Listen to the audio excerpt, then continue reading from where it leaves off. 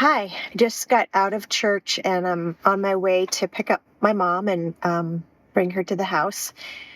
Church was interesting today. It reminded me of something that I haven't thought about in a really long time. When I was, I don't know, maybe 13 years old, my dad was not doing things you should do to your daughter. And some a bad person was supposed to come and take me away like the following day. And I told the lady who worked at the 7-Eleven about what was happening. And she said, yeah, no, not on my watch. And she got off work and took me to my house, and we took out a garbage bag and filled my garbage bag with some of my clothes. And it just so happened that she was going from Florida to Cape Girardeau, Missouri, where her parents had a lovely home. And there was like an apartment a part of the home, and her brother was living there with his wife and baby. And mom and dad go to Florida every year. And so the house was empty for the winter time. And so I went with her. Some of the most awful things happened to me on the way to Cape Girardeau, Missouri, but her family belonged to a church. It was the First Church of Cape Girardeau. I forgot the name of the church right now. Anyway, a part of the rule to stay there for the winter was we had to promise to go to church. So that was that. So we get there, we're going to church, and they were having a revival. And,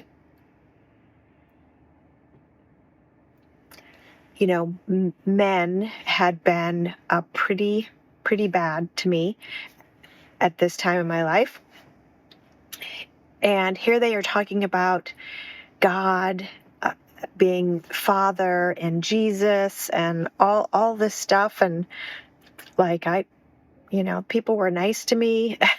Right? So, we had to go in order to live there. Her name was Donna, and people were abusing me while I was living in Cape Girardeau, while I was going to this church, two men in particular. But here I am in this revival, and I just felt pulled. Like it wasn't even a conscious decision. It was just like my body stood up and I went to the altar. And the next weekend, they had a baptism in the river. And this was late fall. It was, I want to say like October or something. And I got baptized in the river. And then there was a church turkey shoot, and I was arrested. Somebody called the police, actually a friend of Donna, who didn't go to church with us, called the police and said that I was a runaway. The police came to the church turkey shoot, and he did not cuff me, but he brought me to the police station and then to the juvenile detention center. And then I flew home to Florida, and lots of other bad things happened. But that time in my life of learning about God and learning about Jesus, and that there is something bigger than the brutality of humanity, that was loving and kind, and although didn't really intervene with free will of mankind, was always there to hold my hand through whatever the people of Earth did to me.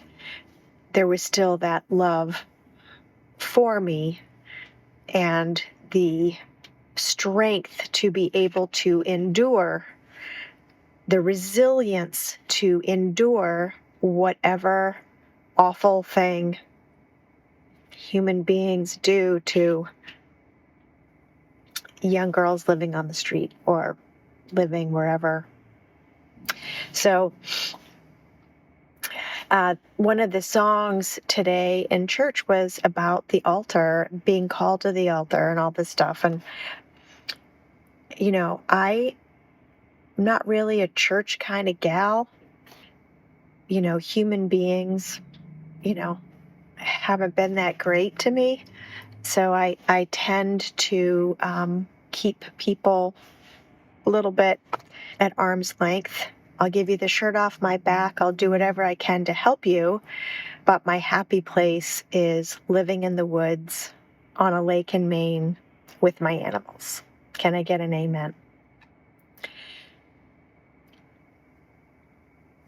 Now, approaching 60 and thinking about that time in my life and my faith, choosing to believe in the goodness of God